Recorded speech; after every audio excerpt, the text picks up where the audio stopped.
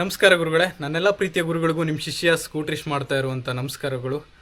ಇಷ್ಟು ದಿನ ನಿಮಗೆ ಬೆಟ್ಟ ಗುಡ್ಡವನ್ನು ತೋರಿಸಿದ್ದೆ ನನ್ನ ಯೂಟ್ಯೂಬ್ ಚಾನಲಲ್ಲಿ. ಈ ವಾರ ಅಂದರೆ ಈ ದಿನ ನಾನು ಸ್ವಲ್ಪ ಸ್ಪೆಷಲ್ಲಾಗಿ ಏನಾದರೂ ಒಂದು ಕ್ರಿಯೇಟಿವಿಟಿನ ಮಾಡೋಣ ಅಂತ ಹೋಗ್ತಾಯಿದ್ದೀನಿ. ಈ ಒಂದು ವಿಡಿಯೋ ನಿಮಗೆಲ್ರಿಗೂ ಕೂಡ ಇಷ್ಟ ಆಗ್ಬೋದು, ಕ್ಯೂರಿಯಾಸಿಟಿ ಕೂಡ ಬರ್ಬೋದು. ಎಷ್ಟೋ ಜನ ನೀವು ಭೂತಗಳಿದೆ, ಅದಿದೆ ಇದಿದೆ ಅಂದ್ಕೊಂಡು ಜೀವನ ಮಾಡ್ತಾ ಇರ್ತೀರಾ. ಅವರಿಗೆಲ್ಲ ಈ ವಿಡಿಯೋವನ್ನು ತೋರಿಸಿ ಅಂತ ಹೇಳೋದಕ್ಕೆ ಇಷ್ಟಪಡ್ತೀನಿ. ಅಥವಾ ನೀವು ಕೂಡ ನೋಡ್ತಾ ಇದ್ದರೆ ಕ್ಯೂರಿಯಾಸಿಟಿಯಾಗಿ ಈ ಒಂದು ವಿಡಿಯೋವನ್ನು ನೋಡ್ಬೋದು. ವಿಷಯ ಏನಂದರೆ, ನಮ್ಮೂರಲ್ಲಿ ಒಂದು ಮನೆ ಇದೆ. ಅದು ಹಾಳು ಬಿದ್ದು ತುಂಬ ವರ್ಷಗಳಾಗಿದೆ, ಅಂದರೆ ಒಂದು 5-6 ವರ್ಷಗಳಾಯಿತು.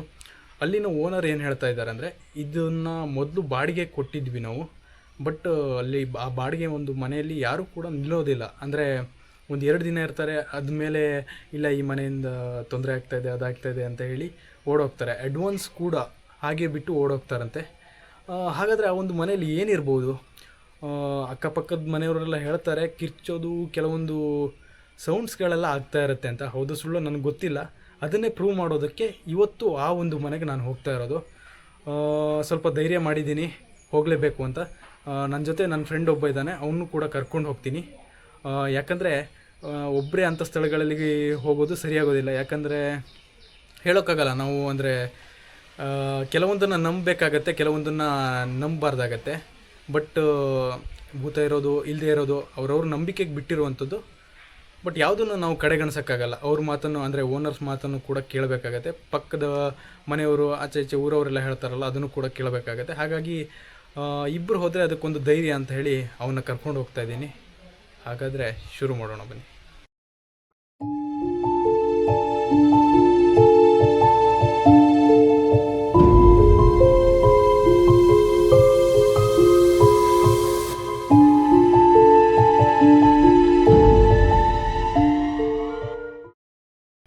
ಗುರುಗಳೇ, ಆ ಒಂದು ಪ್ಲೇಸ್ಗೆ, ಅಂದರೆ ಆ ಒಂದು ಮನೆಗೆ ಇವತ್ತು ರಾತ್ರಿ 12 ಗಂಟೆ ಮೇಲ್ಗಡೆ ಹೋಗ್ತಾ ಇದ್ದೀವಿ. 12 ಗಂಟೆ ಮೇಲೆ ಯಾಕಂದರೆ ಆಲ್ಮೋಸ್ಟ್ ದೆವ್ವಗಳು ಆ್ಯಕ್ಟಿವ್ ಆಗಿರುವಂಥ ಸಮಯ ಬಂದು 12 ಗಂಟೆಯಿಂದ 3 ಗಂಟೆವರೆಗೆ ಅಂತ ಹಳ್ಳಿ ಕಡೆಯವರು ಹೇಳ್ತಾರೆ. ಅದೂ ಅಲ್ಲದೆ ಇವತ್ತು, ಯಾಕಂದರೆ ಇವತ್ತು ಅಮಾವಾಸ್ಯೆ ಕೂಡ ಆಗಿರೋದ್ರಿಂದ ಅಮಾವಾಸ್ಯೆ ಮತ್ತು ಹುಣ್ಣಿಮೆಗಳಲ್ಲಿ ಅವರು ದೆವ್ವದ ಚಟುವಟಿಕೆಗಳು ಜಾಸ್ತಿಯಾಗಿರುತ್ತಂತೆ. ಗೊತ್ತಿಲ್ಲ ನನಗೆ. ಬಟ್ ನನ್ನ ಫ್ರೆಂಡ್ ಕೂಡ ಈಗ ಬರ್ತೀನಿ ಅಂತ ಹೇಳಿದ್ದಾನೆ. ಅವನು ಬಂದ ಮೇಲೆ ರಾತ್ರಿ 12 ಗಂಟೆಗೆ ಸರಿಯಾಗಿ ಆ ಒಂದು ಮನೆಗೆ ಹೋಗುವಂಥ ಪ್ರಯತ್ನವನ್ನು ಮಾಡ್ತೀವಿ. ಸರಿ, ಹಾಗಾದರೆ ಬನ್ನಿ. ಗುರುಗಳೇ, ನೋಡ್ಬೋದು ಟೈಮು ಕರೆಕ್ಟಾಗಿ 12 ಆಗಿದೆ. 12:01 ಆಯಿತು. ನನ್ನ ಫ್ರೆಂಡ್ ಕೂಡ ಅಲ್ಲಿಂದ ಬರ್ತಿದ್ದಾನೆ. ಅವನು ಬಂದಮೇಲೆ ಜೊತೆಯಾಗಿ ಇಬ್ಬರು ಕೂಡ ಆ ಒಂದು ಮನೆಗೆ ಹೋಗ್ತಾ ಇದ್ದೀವಿ.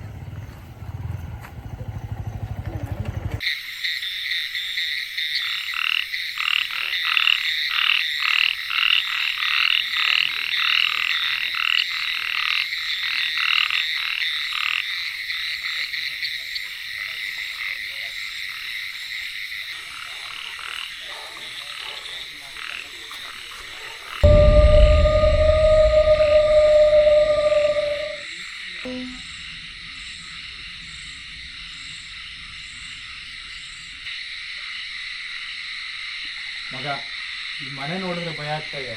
ಯಾಕೋ ಅವ್ರು ಹೇಳಿರೋ ಸ್ಟೋರಿನ ನಿಜ ಅನಿಸ್ತದೆ ಕಣ. ಅದಕ್ಕೆ ಹೇಳೋದು ಮಾರ, ಹಾಪಾತೆ ಬಾರ ಇಲ್ಲಿವರೆಗೂ ಬಂದು.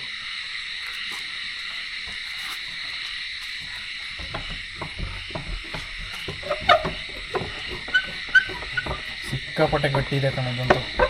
ಈ ರಾತ್ರಿ ಕಟ್ಟಿದಲ್ಲ ಬೇಕ ಮಾರ. ಇಲ್ಲಿವರೆಗೂ ಬಂದು ಹಾಗೆ ಹೋಗದ. ಬಾರ,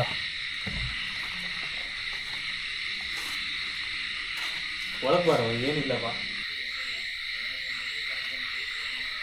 ಈ ಮನೆಗೆ ಅವ್ರಿಗೆ ಕೊಟ್ಟಿರೋ ಬಿಲ್ಡಪ್ ನೋಡಿದ್ರೆ ಏನೋ ಅನ್ಕೋಬೇಕು. ಈ ಮನೆ ಕೊಂಡ್ರೆ ಹೆದರಿಕೆ ಆಗ್ತಿತ್ತು ಮಾರಿ. ಇದೇನಿದೆ ರೂಮ?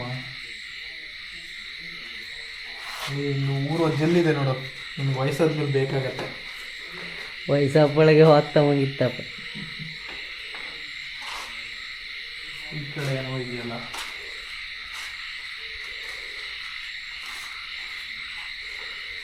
ಸಾಕು ಮಾರ, ಹಾಪಾತೆ. ನಿಮ್ಗೇನು ಭಯನಾ? ಬಾರ, ನಾನಿದ್ದೀನಿ ನೋಡ. ಚೊಂಬು, ಲೋಟ, ಇದೇನಿದು? ಅಡುಗೆ ಮನೆ ಅನಿಸುತ್ತೆ. ಓ, ಎಲ್ಲ ಕಡೆ ಒರ್ಲೆ ತಿಂದ್ಬಿಟ್ಟಿದೆ.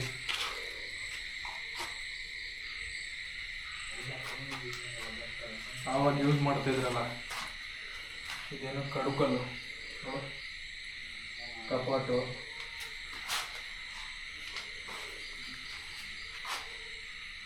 ಏನಾದ್ರು ಇಟ್ಕೊಳ್ಳೋದಕ್ಕೆ ಆವಾಗ ಯೂಸ್ ಮಾಡ್ತಿರೋಂಥ ಒಲೆ.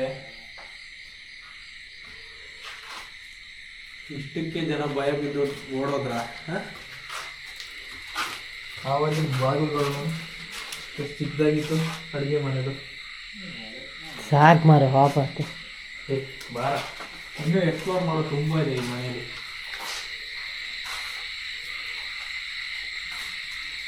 ಈ ಸ್ವಿಚ್ ಬೋರ್ಡ್ ಎಲ್ಲ ಇದೆಯಲ್ಲ, ಲೈಟ್ ಹಾಕ್ಬೋದಾ?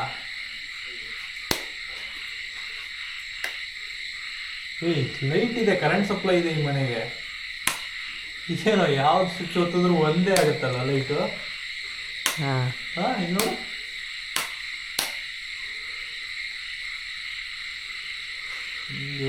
ಸದ್ಯ ಲೈಟ್ ಇದೆ.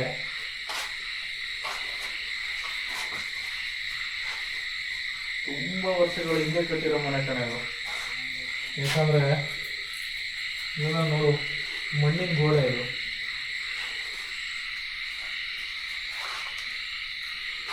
ಭಯ ಪಡ್ಬೇಡಪ್ಪ, ನಾನಿದ್ದೀನಿ. ನೀನಿದ್ದೆ ಅಂದಡಿ ಭಯ ಆತಿ. ಇವಾಗ ಎಕ್ಸ್ಪ್ಲೋರ್ ಮಾಡಕ್ಕಿರೋದು ಒಂದೇ ಲಾಸ್ಟ್ ರೂಮ್ ಇದು.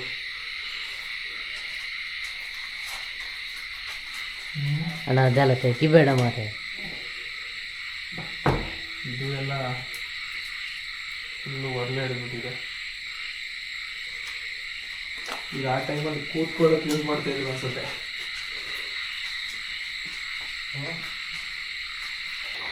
ಈ ಒಂದು ಮನೇಲಿ ಭೂತ ಇದೆ, ಅದಿದೆ, ಇದಿದೆ ಅಂತ ಹೇಳ್ತಾ ಇದ್ರು. ಬಟ್ ನನಗೆ ಇಷ್ಟೊತ್ತವರೆಗೂ ಈ ಮನೇಲಿ ಹೆಜ್ಜೆ ಹಾಕಿದೆ, ಆ ಕಡೆ ಎಲ್ಲ ನೋಡ್ಕೊಂಡ್ ಬಂದೆ.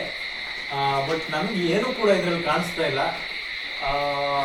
ಇದೆಲ್ಲ ಏನು ಗೊತ್ತಾ, ಈಗ ಮನುಷ್ಯರು ಮೈಂಡ್ ಸೆಟ್ಟಿಗೆ ಬಿಟ್ಟಿದ್ದು. ಅಂದರೆ ನಾವು ಅಲ್ಲೇನಾದರೂ ಭೂತ ಇದೆ, ಅದಿದೆ ಅಂದ್ಕೊಂಡು ಹೆದರ್ಕೊಂಡ್ರೆ ನಮ್ಗೆ ಇನ್ನೂ ಕೂಡ ಭಯ ಆಗಿ ನಮ್ಮ ಮೈಂಡ್ ಸೆಟ್ ಏನಿದೆ ಇಲ್ಯೂಷನ್ ಅನ್ನ ಕ್ರಿಯೇಟ್ ಮಾಡುತ್ತೆ. ಅಲ್ಲೊಂದು ಏನೋ ಒಂದು ವಸ್ತು ಕಾಣಿಸ್ತಾ ಇದೆ, ಅದು ಭೂತದ ಆಕಾರವಾಗಿ ತೋರುತ್ತೆ.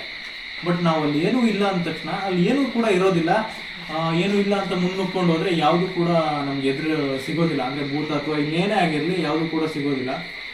ಬಟ್ ಈ ಮನೆ ಒಂದು 5-6 ವರ್ಷಗಳ ಹಿಂದೆ ತುಂಬ ಚೆನ್ನಾಗಿತ್ತು. ಅಂದರೆ ಯಾರು ಕೂಡ ಇಲ್ಲಿ ವಾಸ ಮಾಡ್ಬೋದಾಗಿತ್ತು, ಅಂದರೆ ಫ್ಯಾಮಿಲಿ ಕೂಡ ಇರ್ಬೋದಾಗಿತ್ತು. ಬಟ್ ಇದು ಬರ್ತಾ ಬರ್ತಾ ಏನಾಯಿತು ಅಂದರೆ ಅವ್ರಿಗೆ ಹೆದರಿಸ್ತಾ ಇದೆ. ರಾತ್ರಿಗೆ ಅವರಿಗೆ ಕನ್ಸಲ್ಲಿ ಬರೋದು ಅಥವಾ ಇನ್ನು ಯಾವುದೇ ರೀತಿಯಂಥ ಚಟುವಟಿಕೆಗಳು ಇಲ್ಲಿ ಆಗೋದಕ್ಕೆ ಶುರುವಾಯಿತು ಅಂತ ಓನರ್ಸ್ ಹೇಳ್ತಾರೆ. ಬಟ್ ಆ ಒಂದು ಕಾರಣಕ್ಕೆ ಇಲ್ಲಿ ಈ ಮನೆಗೆ ಯಾರೂ ಕೂಡ ಬಾಡಿಗೆಗೆ ಬರೋದಿಲ್ಲ.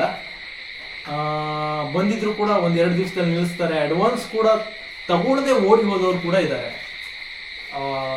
ಇದೆಲ್ಲ ಜನರ ಮೂಢನಂಬಿಕೆಗೆ ಬಿಟ್ಟಿದ್ದು ಅನ್ಸುತ್ತೆ ನನ್ನ ಪ್ರಕಾರ. ಇಷ್ಟೊತ್ತವರೆಗೂ ಇದೆ, ಏನೂ ಕೂಡ ನಮ್ಗೆ ಫೀಲ್ ಆಗಲಿಲ್ಲ. ಒಂದು ನೆಗೆಟಿವ್ ಎನರ್ಜಿ ಅನ್ನೋದು ಕೂಡ ಇಲ್ಲಿ ಫೀಲ್ ಆಗಲಿಲ್ಲ. ಕರೆಂಟ್ ಕೂಡ ಇದೆ ಮನೆಯಲ್ಲಿ. ಇವಾಗ ನೋಡಿದ್ರೆ ಮನೆ ಪರಿಸ್ಥಿತಿ ಸದ್ಯಕ್ಕೆ ಇಲ್ಲಿ ಯಾರೂ ಕೂಡ ವಾಸ ಮಾಡೋದಕ್ಕಾಗೋದಿಲ್ಲ. ಯಾಕಂದ್ರೆ ಇಲ್ಲೆಲ್ಲ ಕೆಳಗಡೆ ಎಲ್ಲ ನೋಡ್ಬೋದು ಯಾವ ರೀತಿಯಾಗಿದೆ ಅಂದರೆ, ಮನೆ ಕೂಡ ಸೋರುತ್ತೆ. ಕೆಳಗಡೆ ಎಲ್ಲ ಮಣ್ಣು, ಅದು ಇದು ಹಂಚು ಎಲ್ಲ ತುಂಬಿಕೊಂಡಿದೆ. ಇದನ್ನೆಲ್ಲ ನೋಡೋದು ಸಿಕ್ಕಾಪಟ್ಟೆ ಬೇಜಾರಾಗುತ್ತೆ. ಅಂದರೆ ಹಿಂದೆ ಯಾರೋ ಒಬ್ರು ಇದನ್ನು ಕಟ್ಟಿರ್ತಾರೆ, ಬಟ್ ಅವ್ರೇನೋ ಸತ್ತೋಗಿರ್ತಾರೆ, ಏನೋ ಕಾರಣಕ್ಕೆ ಏನೋ ಆಗಿರುತ್ತೆ. ಬಟ್ ಅವ್ರೇನಾದ್ರು ನಿಜವಾಗ್ಲೂ ಇವಾಗ ಬದುಕಿದ್ರೆ ಅವರು ತುಂಬಾ ದುಃಖ ಪಡ್ತಾ ಇದ್ರು ಈ ಮನೆ ಪರಿಸ್ಥಿತಿ ನೋಡಿ. ನನ್ನ ಪ್ರಕಾರ ಇಲ್ಲಿ ಏನೂ ಇಲ್ಲ ಅಂತೀನಿ. ನಿನ್ ಪ್ರಕಾರ ಏನಾದ್ರು ಅನ್ಸುತ್ತಾ ಇಲ್ಲಿ ಭೂತ ಇದೆ, ಅದಿದೆ ಅಂತ? ಭೂತ ಇತ್ತ ಇಲ್ಲೇ ಗೊತ್ತಿಲ್ಲ ಮಾರ. ನಿಂದೊಂದು ಯೂಟ್ಯೂಬ್ ಚಾಟದೊಳಗೆ ನಾ ಸಾಯ್ತಿತ್ತಲ್ಲ. ಅವನಿಗೂ ಕೂಡ ಸ್ವಲ್ಪ ಹೆದರಿಕೆ ಆಗ್ತಾ ಇದೆ ನನ್ನ ಪ್ರಕಾರ. ಆ ಥರ ಏನಿಲ್ಲ. ಇನ್ನು ಲಾಸ್ಟ್ ಎಕ್ಸ್ಪ್ಲೋರ್ ಮಾಡೋಕ್ಕಿರೋದು ನಾವು ಇದೊಂದು ರೂಮ್ ಅಷ್ಟೇ. ಇದನ್ನೊಂದು ಎಕ್ಸ್ಪ್ಲೋರ್ ಮಾಡಿದ್ಮೇಲೆ ಇದರಲ್ಲಿ ಇರುವಂಥದ್ದು ಕಂಪ್ಲೀಟ್ ನಮಗೆ ಗೊತ್ತಾಗತ್ತೆ ಏನೂ ಇಲ್ಲ ಅಂತ. ಸರಿ, ಹಾಗಾದರೆ ಈ ರೂಮನ್ನು ಓಪನ್ ಮಾಡೋಣ ಬನ್ನಿ. ನಿನಗೇನು ಭಯ ಆಗ್ತಾ ಇದೆಯಾ? ನನ್ನ ಜೊತೆ ಬಾಸ್ ಹಾಕಿ ನೀನು ಅಷ್ಟೇ, ಜಸ್ಟ್ ಧೈರ್ಯಕ್ಕೆ.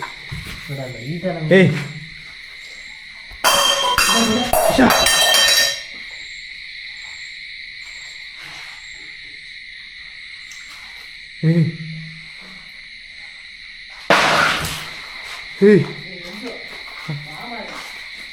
ಹೇ ತಡಿಯಾ. ಹೇ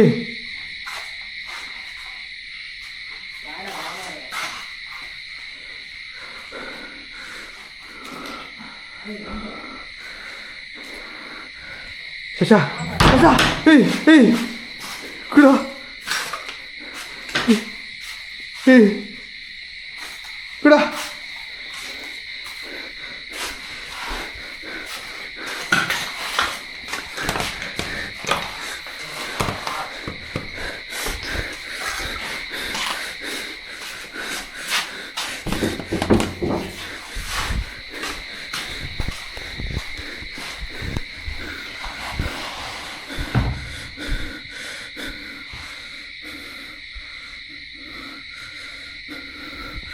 Hey.